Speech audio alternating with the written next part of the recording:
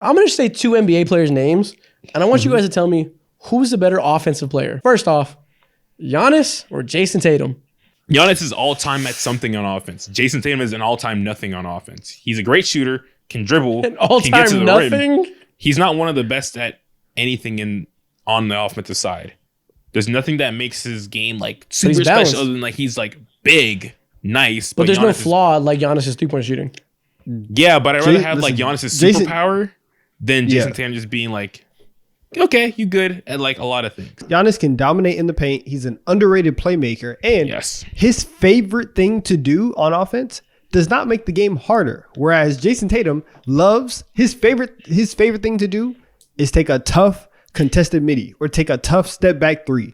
I'm going with the guy who creates easy shots for him and for his teammates. Give me Giannis. Yeah, Giannis is low-key one of the most underrated scorers of all time. Like, you look at the most efficient 30-plus point per game scorers, he's like very high up that list, and people don't want to give him that credit because there's no shooting. But Shaq didn't shoot either, and we still consider him one of the great scorers. Exactly, bro. Just unstoppable. And I can't say Jason Tatum's that just yet. All right, next up, we got Shai Gilgeous-Alexander versus Stephen Curry. Listen, I don't care if the team is trash. You will never, ever, ever make me believe that Steph Curry is not one of the greatest offensive players we've ever seen in this game.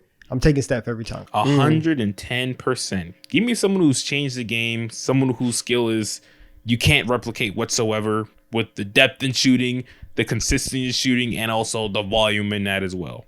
I'm leaning Steph. Even in 2024? He's not getting any younger. I'm leaning Steph in 2028 too, bro. Doesn't matter. There we go. Steph Curry. Next one. LeBron or Devin Booker? Just offense. At the same time, I mean, listen, LeBron can score as easily as Devin Booker can. And even though that Devin has taken a step up with his passing, it's LeBron. Like, LeBron is still one of the best passers in the league. I trust him offensively to make the right play, the right decision every single time. I'm taking LeBron. I think it's fair to assume that Devin Booker is a better scorer at this point of his career than LeBron, but it's not that outrageous. And also the passing is just levels ahead. Yeah, okay. That makes sense. And you more reliable playoff performer for sure. Oh, yeah, 100%. For sure. Even in his geriatric stage. Geriatric stage. Oh, man, Bron. Even when he's in his nursing home. One of the greats. Still better than Tatum. Zach LaVine or DeMar DeRozan? Neither. I think DeMar DeRozan is the better playmaker by a little bit, but he's even at that, he's not like a fantastic playmaker. And also, him refusing to shoot the ball beyond like 19 feet, it's worrisome. So I'm leaning with Zach LaVine. Yeah, if that's the tiebreaker, all right, one guy shoots threes, one guy doesn't. We're playing in 2024. You need that in your bag. So I guess I'll go Zach LaVine. I can't believe this was a duo, man. This is real. My bad. I zoned out real quick. I was thinking about literally anything else.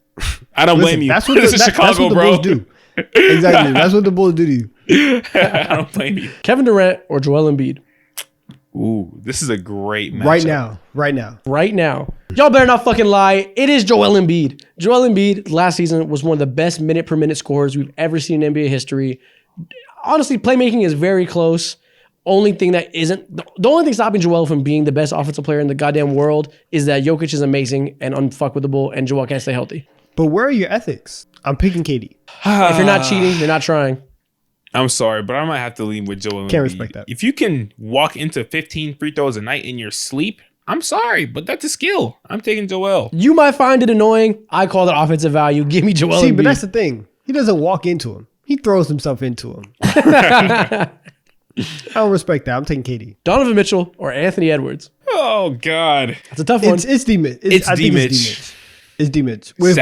If all we're doing is talking offense, I'm going D-Mitch. D-Mitch can score just as well as Anthony Edwards, and he's a much better playmaker than Ant is. And also, he's a much better shooter as well. I wouldn't say just as well. I think he's noticeably better at scoring than Anthony Edwards. Donovan Mitchell's probably the most underrated offensive player in the game. If he had Anthony Edwards' defense and height, this would be a top 5 player in the league. Yeah, exactly. The volume that Donovan Mitchell has been consistently taking from the three-point line, and also just like how he carves up defenses with ease, and also the passing minor leap that he's made this past season makes him supreme offensively. He was carving up that Boston Celtics defense in the playoffs when everybody else was put in shackles. D-Mitch is absolutely the better offensive player. Super underrated storyline for Donovan Mitchell, man. That's his NBA championship of his career so far. Average 30 against the Celtics at one time. The Boston Celtics, man, had them boys in hell. The height of his career. Yeah, facts. Victor Wembanyama or Jaylen Brown? Hey, put those fucking hands down. Listen, I'll go Jaylen Brown right now. I'll go Jaylen Brown. Really? Jaylen Brown's yeah, I think Wemby's a better passer. I think part of it is the fact that like a lot of what I think Wemby's potential can be also stems from him like getting somebody who can just has eyes and can like throw him the ball. Like I think him being a lob target is amazing, and we haven't seen that yet. Maybe after this season we can say that because he's just gonna get like 12 or not 12. He's gonna get like 6 to 8 just easy stupid points every game. But right now I'll give it to Jaylen Brown. Yeah, we got to give it to the Finals MVP. But after year 2, when Victor Wembanyama comes out and averages 26 points per game, it's going to be Wemby pretty soon. 6 months from now, the conversation is going to flip. And 6 months from now, from people who are watching this TikTok, I'm taking Wemby. But in July 2024, we're going Jaylen Brown. People always watch these videos like a year later and comment like, it's like they don't see the date and they'll like talk about our arguments. I'm like, bro, that was a fucking year ago. Things changed. So people are definitely going to see this in a year. Jaylen Brunson or Trae Young? What have we said all episode? Really for this episode and last episode. The game is about getting a bucket. and Jaylen Brunson is a bucket. I don't care what. Trae Young gets a fair amount of buckets. Trae has more career buckets than Jaylen Brunson, man.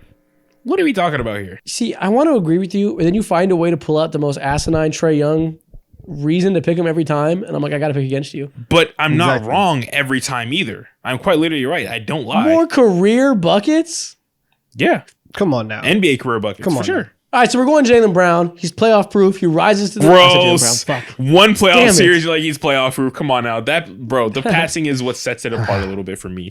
So we have the best isolation scorer in the league that's under 6'4" versus this offensive engine that of just nonstop threes and lobs.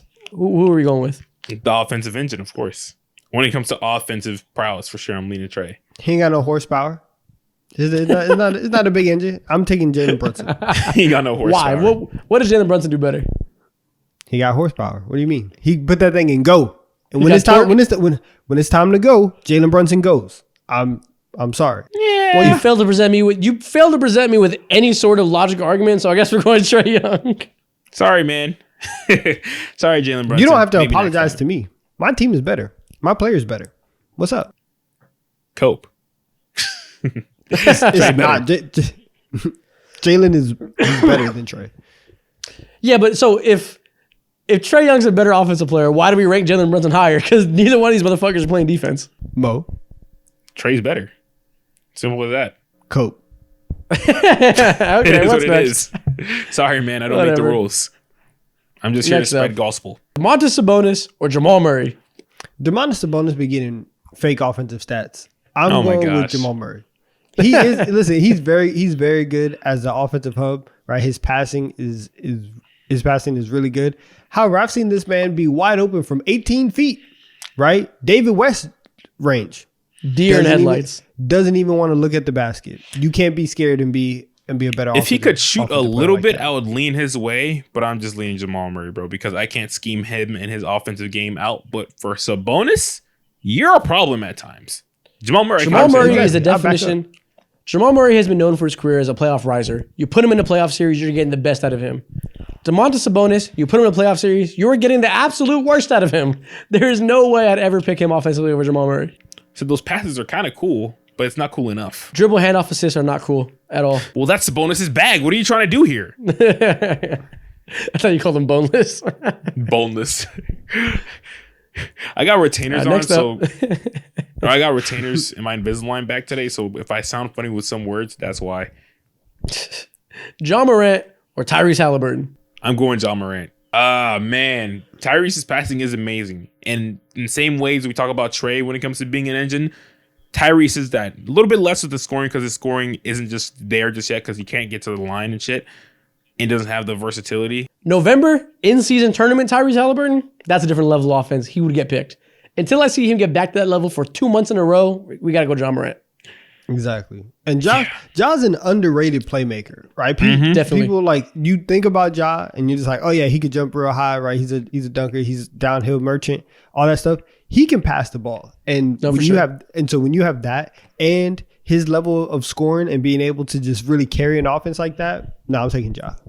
He knows how to use his athleticism functionally better than 99% of players. The way he uses that athleticism to get to the rim, create shots for himself and others, is puts him in that top level. It's the last one. No! And that's the end of this episode. If people are still here, what should they comment? What should we call back to? Whew. Brunson better. If you're still here, comment Donovan is Robert Horry. And we'll see y'all next week. Come on, man. Robert Horry.